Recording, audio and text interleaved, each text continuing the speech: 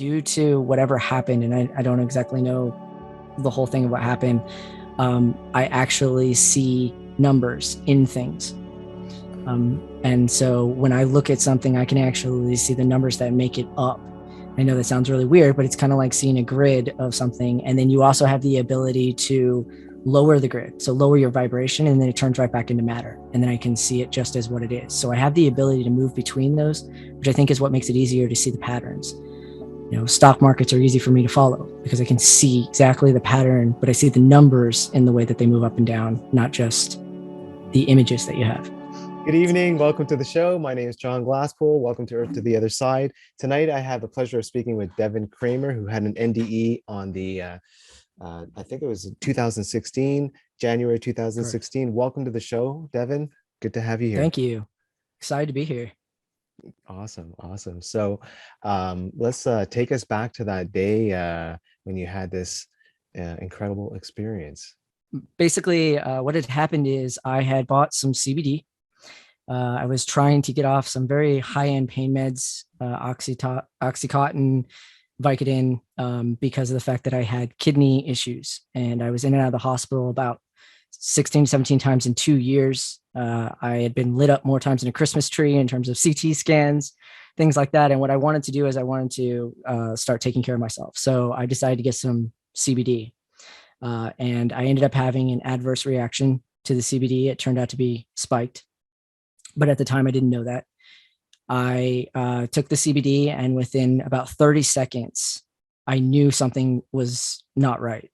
Something was not okay. I actually called 911 within that time because I felt like everything was kind of closing in on me.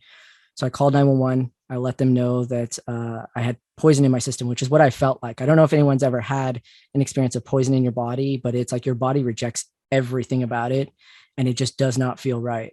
And about that time, I collapsed. I dropped the phone and I collapsed. And then I got up.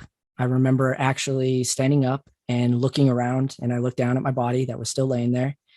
And at this time, I wasn't really 100% sure what had happened exactly. I just knew that I'm looking at my body and I'm experiencing this moment. And so I walked around the corner to the living room, and that's where the news had been on because it was January 20th, 2016, which was the inauguration of Trump. And I remember before this happened on the news, there was a lot of, riots and arguing and things like that was going on. So when I went around the corner, the news was completely frozen.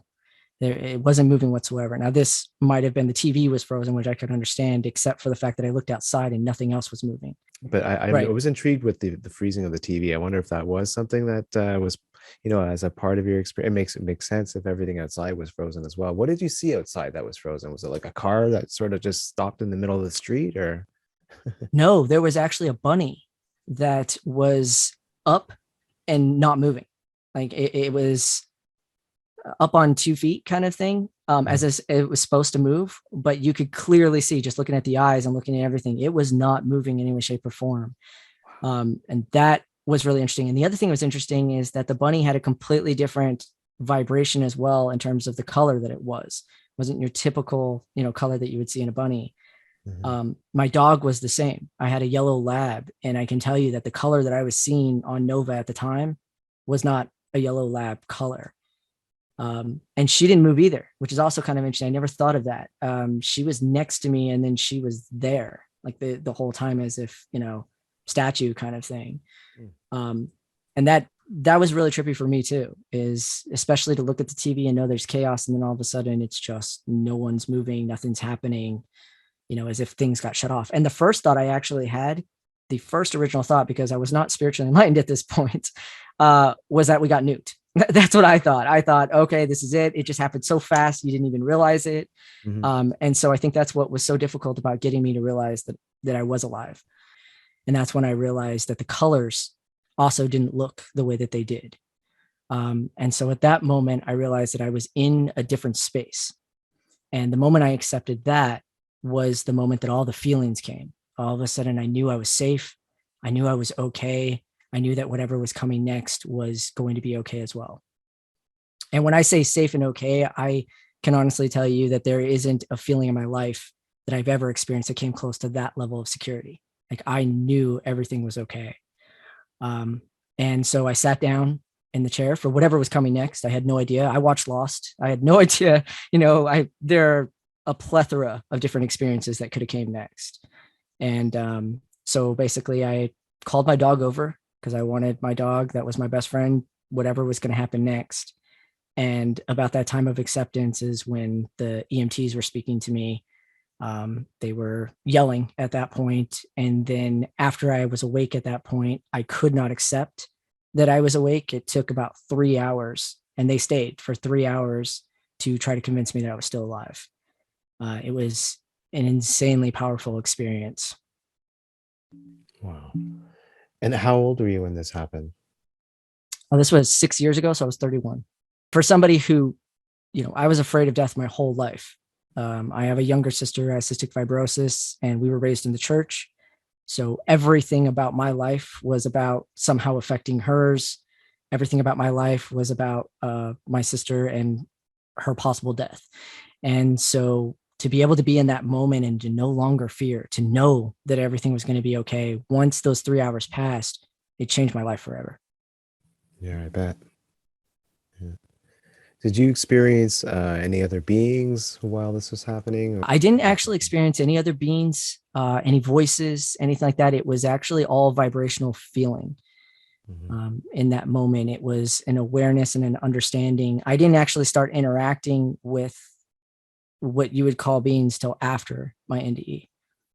You mentioned that the colors were different. How were they different exactly? It's a hard one to explain because we know that there's a shrimp that can see 13 million colors different than what we do. But in this situation, what it was the brightest you can imagine a color, but it didn't hurt my eyes. It didn't hurt to look at it. It was almost like if you could look at the sun and look through it, you would see a different color than what you see when you look at the sun. It was kind of like that, but it was all colors. Every single color was basically just a different layer or level than what it actually is. And you said you had taken a look outside as well, right? Yes. It was through the window. It was wide open, so I was able to see everything. And again, the grass in North Carolina was a completely different green than I'd ever seen, as well as a feeling. Because like I said, it was so bright, but it just, you could look at it. You're probably on a much higher vibrational level. So, that would make sense. The way you're perceiving things is heightened, right? Mm-hmm. It's interesting. That is true. Yeah. And did you come away from any of this with any sort of message, or even, post NDE, did anything occur to you in terms of messages from the experience? Absolutely. The NDE itself is actually very small compared to the experiences that I had afterwards. So after the NDE, I started receiving downloads. The very first download I ever received was 2 very specific numbers, 137649 and 862350. Now, this may not mean anything to anyone, but it sent me on a journey to try to understand them, which then led me to Nikola Tesla's 369, which then led me to understanding that everything is connected. And so every morning I'd wake up and I would get a new download on a completely different thing I didn't know about, whether it was water, the Bible, math, science, quantum mechanics. I mean, it was just, and so that's why I started 9 Vibes, is because I needed a place to put this information. And then halfway through that, I started to realize that every single message was linked towards universal love, kindness, and compassion. And so I started implementing those into the message, and that's when the full circle started coming together. I have taught classes on quantum mechanics. I never went to college for it. I was a graphic design artist. I did not enjoy math in any way, shape, or form. I am now a numbers guru that people come to try to understand numbers in their life. And I don't mean just life paths or anything like that. I mean actual math in our life. All around us is an energy, and that energy is just pure numbers and math. And so when you can see it and interact with it, you can change your life. And that's pretty much what I live by.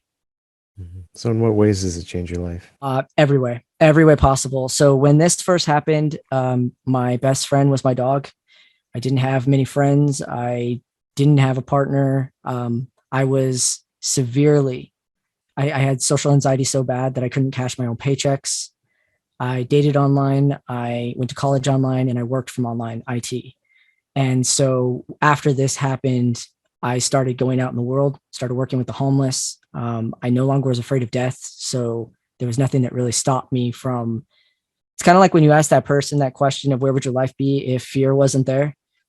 I was not afraid of anything. And so I did everything. I started the group of Nine Vibes. I've been teaching, I've been interacting in large groups. I wrote a book. I mean, and then I met my partner, who I'm with now. My life is night and day. Absolutely. Beautiful. Can you tell us a little bit about your book and also about Nine Vibes? So Nine Vibes, like I said, I started it just as a place to kind of put my downloads, and people started joining. And so then I started meditating more on these messages. I didn't want to just share chaos. I wanted to share knowledge. I wanted to teach. I wanted application. And so I started Nine Vibes basically as sharing these messages to teach people application on how to apply this to your life. And it's been going on for 2 years now. And then what I did is I collected all that information and I put it together in a book that's called Nine Vibes, using nine as a cipher for your life. And so not only does this work as just a great way to align your life, to understand chakras and things like that, but I no longer have any of the physical ailments that I had before. I do not have failing kidneys. I actually have very well functioning kidneys. I haven't been to the hospital in years. And in between this time, I had a brain aneurysm. And as of my last scan, I do not have a brain aneurysm any longer. Oh, that's amazing. So yeah, it changed drastically. Do you meditate now? I do daily. Yeah. I How am a often do you big meditate? believer in meditation. So my partner will joke because what I think is a 30-minute meditation turns out to be 3 hours. I just get into the zone, and it's one of my favorite places to be in life, is to be in a state of meditation. I can totally relate. Yeah. Yeah. Especially to the 3 hour thing, because I often will, like I'll do it during the day as well, but I would say my best meditations are at night, because I'm sort of a night owl, and I just love to meditate at night. So often, that'll either turn into an astral projection and I'll wake up, or it'll turn into an astral projection and I will fall asleep, or it'll just be a beautiful deep meditation and I'll fall asleep. It's very rare that I'll actually wake up from the meditation. And I used to listen to meditations at night, and then I'd wake up in the morning. And now I try to meditate. I like what Buddha said, which is basically that you can meditate when you walk, you can meditate when you eat, you can meditate when you're talking. You just have to learn to master that skill.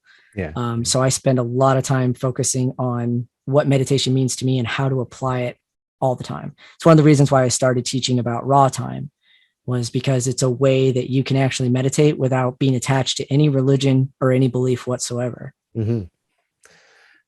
Yeah, well, I mean, I guess I must be heavily into raw time.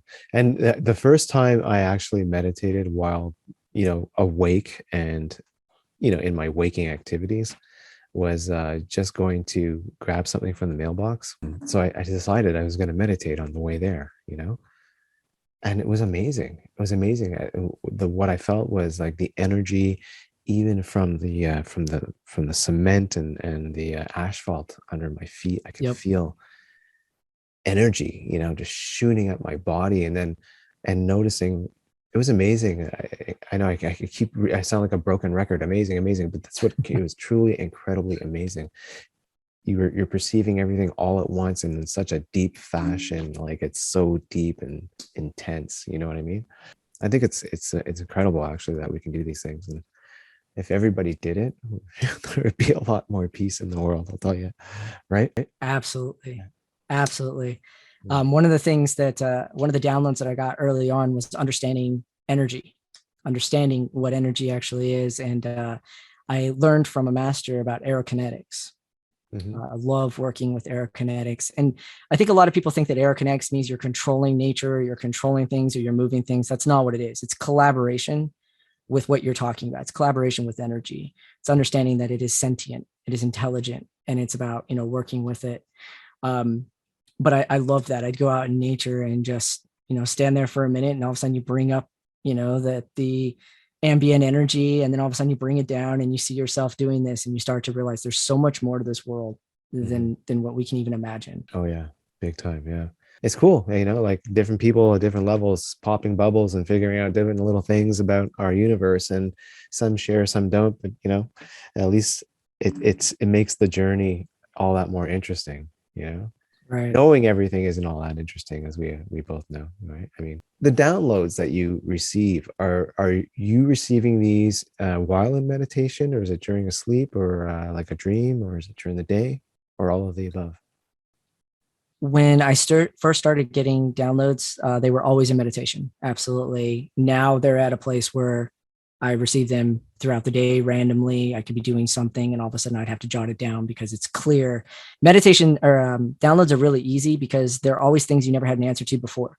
So if all of a sudden you have an answer to something you didn't before, you're like, okay, well, that clearly didn't come from me. So, I write it down. But yeah, now it happens prevalently throughout my day. Since you're NDE, you've seen things differently energetically, like trees, anything that you look at anywhere, indoors, outdoors. Do you see it, perceive it differently? I do, actually. Due to whatever happened, and I don't exactly know the whole thing of what happened, I actually see numbers in things. And so when I look at something, I can actually see the numbers that make it up.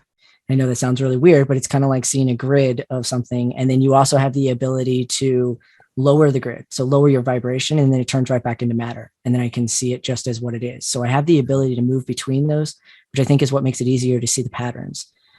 Stock markets are easy for me to follow because I can see exactly the pattern, but I see the numbers in the way that they move up and down, not just the images that you have. It also allows the freedom of just being able to teach and being able to talk about these things, because I do run classes. Yeah. And so it allows me the freedom to be able to just do what I love to do. Right before my NDE, it was about a week before, I was standing outside and I was on the phone with someone, and I didn't know what the flower of life was. I was not a very spiritual person. When you're raised in the church, spirituality is not something you dabble into. It's about the equivalent of dabbling into the devil. It's the way that they perceive it. Yeah. And I have no problem with the church. I'm just explaining where I was at. So I was standing outside, and all of a sudden, my whole entire vision was as though you were looking through the flower of life. I could see the actual lines and the Vesica Pisces that overlap within my vision. And I know this because on the phone, I stopped talking and I was blinking, thinking that something's going on. And it took about a minute and a half of staring through this before it finally just disappeared. And that was a week before this happened. So after it happened, I started researching. I started watching Spirit Science. It's a YouTube cartoon kind of thing that teaches you a whole bunch of stuff. And I learned about the flower of life. And that was the first time I saw what I actually saw through my eyes. And so that's when I realized that maybe these things were connected. I just didn't know that they were at the time. And if you continue going out from that place, you actually have time. Because it's really interesting when you get into the flower of life, you'll see that there are 60 circles, there are 60 seconds, there are 60 minutes. When you end up adding the completion of it all, it's 1,440, which there are 1,440 minutes in a day. And if you were to multiply that by 24, you end up with 86,400, and that's how many seconds are in a day. So it's actually the representation of time, even though time is considered a man-made structure. Yeah, I think it's older than what we think that it is. Numbers. Yeah. Amazing. Yeah. I remember in one of my breakthrough experiences that I had, there was a point in which I felt like I was suspended in space, and just because it was very dark, but like dramatically lit. It was, I don't know how to explain it. It was just beautiful. I could see some stars in the distance, but the main focus was this this cauldron of numbers. And so, I mean, it was massive. The cauldron opening itself was probably only arm's length, but when you looked, and it's kind of difficult to describe, because when you're looking in it, you're suddenly seeing like 360, and you're seeing a huge, massive vision. Everything just changes, And what I saw were just numbers, and I saw this guy who was mixing them with like a witch, you know what I mean? He was just like mixing these numbers together, and what he was doing was he was intervening in different beings' lives on different planets and different realms. I don't know who this guy was, but that's what he was doing. He was influencing and helping people through the mixing of these numbers. I don't know if that sounds like complete craziness to you or what. But. Not at all. That actually makes a lot of sense, because if you think about it, anything that you do 9 times always reverts back to 9. So let's say that he's, circling around, let's say Earth at this point, right? If he circles around 9 times, then all the numbers he's interacting with are automatically charged to 9. That's why when you multiply by 9, let's say 9 times 2 is 18, 1 plus 8 is 9. 9 times 3, 27, 2 plus 7 is 9. It always reverts back to 9. And that's one of the reasons why I love 9, is it's just, you can find it everywhere. If you're talking about the precession of the equinox, 25,920 days or years, it's a digital root of 9. If you're talking about, the diameter of the moon, 2,160, it's a 9. So it's really cool when you start. Yeah. I mean, the sun, 864,000 miles, it's a 9. I mean, it's all just 9s. And they knew this information, it's encoded into everything. And when you live along with 9s, you start to live harmonized. You start to live by that 432 hertz nature frequency that you were meant to live at, not that 440 hertz, of fear and doubt and worry. Yeah. Doesn't really provide much for my understanding of numbers, but in a way it does, because I have actually profound, I guess, curiosity because of what I know, the capacity of what numbers have and their influence on everything. And that's the kind of thing I never even thought of before. And until recently. And like what you said just confirmed everything. It's just crazy how significant and reliant we are on numbers. It's nuts, right? So I like the most recent physicist panel that I watched basically had an agreement that physicality no longer defines reality. It is defined by mathematics and underlining mathematics of everything. And I think that if the smartest people in the world are agreeing on that, I think it's time we pay attention to that level. Definitely. What are your thoughts on, I know we're kind of straying away from the subject of NDEs, but I recently had a guest and we were talking about ETs. What are your thoughts on ET? Oh, by the way, shout out to that guest. He knows what I'm talking about, Jimbo. What are your thoughts on that? Oh yeah, I absolutely believe in them, without a doubt. I think that I call them HEBs, highly evolved beings. Okay. Because obviously if we were interacting with lower evolved beings, you would see a lot more of the damage and the chaos. So whenever you're interacting, usually with ETs, it's usually HEBs that you're dealing with. It may be an understanding you don't get, but it has an understanding. It's still working with a system that it has. I've heard a lot of stuff obviously online about the negative side of things, but part of understanding this journey of universal love and oneness and kindness is to understand that what I perceive as dark is actually just someone's best possible effort, and so as you continue doing that, you start to see that it's not really as black and white as what we think that it is. There are definitely entities, ETs, that are helping us. There are definitely consciousness in size. So in other words, instead of asking the ocean for some type of advice or the nature for some type of advice, ask Pluto, ask the sun, because the size is actually the amount of intelligence and connectivity that it has. Stars are a great place to connect to because of how massive they actually are.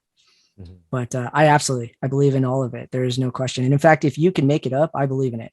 And the biggest reason is because if you can make it up, it has to exist somewhere. Yeah.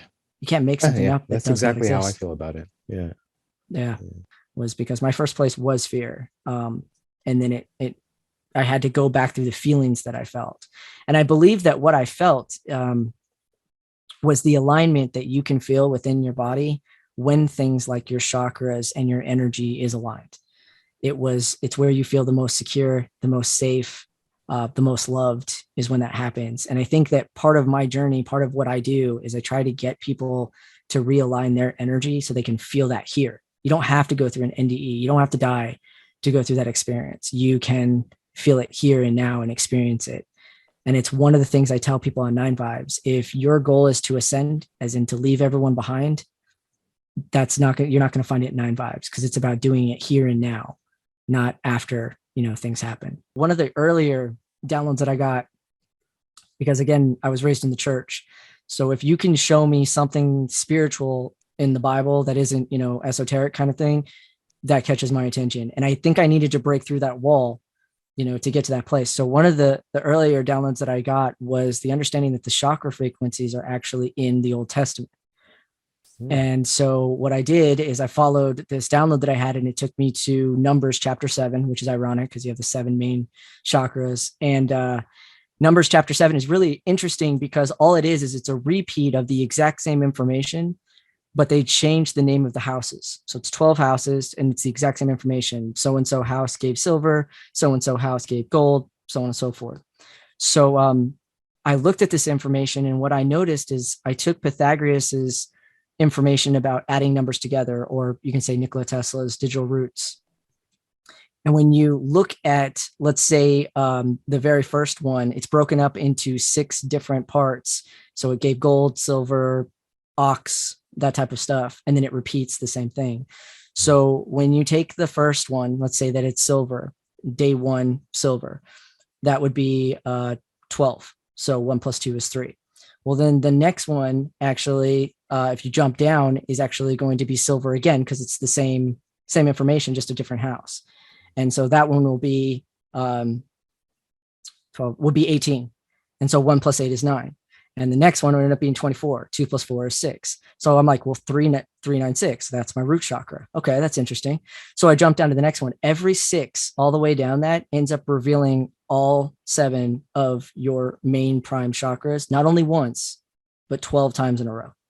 The same exact numbers: 396, 417, 528, 639, 741, 852, and 963 in a repeat cycle in the Old Testament, which should have nothing to do with some chakras. of those are In fact, popular frequencies that people listen to in binaural yes, Yeah. they are very popular frequencies, and it's because of the fact that they are directly linked to your chakras. Each one is directly linked to a color that's directly linked to your chakra. That's something new I learned today. Yeah, that's pretty amazing. Oh, wow. Yeah, no, when I said I charge my water, that's what I charge it to. I set the frequency for whatever chakra, and then I put headphones around it because I've proven that water responds to frequency. Dr. Emoto proved that water responds to voice, right? Emotions, vibrations. He was able to freeze his water and find out when he says love, it has different crystals. When he says, hate, it has different crystals. Well, you can do the same thing with frequencies. So once I was able to establish that in the Bible, I was like, wow, okay, now I'm interested. And so that started my journey on chakras. So yeah, that would be an example of a download, just out of the blue, no reason whatsoever. And it perfectly aligns with everything. You've been wonderful. And I really appreciate you being on here and sharing your experience with us. Thank you so much. Yeah, it's been great. I appreciate it. This has been awesome. Same here. I appreciate Thank you. it. Awesome. Good stuff, all right, man. All right. Well, God bless, man. Thank you so much for being here. Thank you for having me. My pleasure. My pleasure. Have a great night. You too.